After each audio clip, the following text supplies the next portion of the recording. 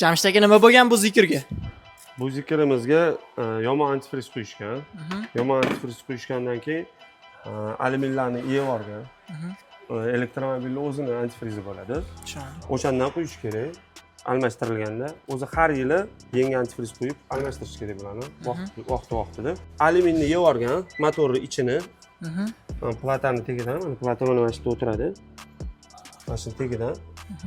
Mana shu alyumin yedirilib ketgan, antifriz bu yoqqa chiqqan. Batareyalarni ham teshib tashlagan, motorni ham teglari teshilib yotibdi. Shu motor almashtiramiz bu mashinada. Mana shu zikrimizning batareya bo'ladi. Mana shulardan antifriz oqqan.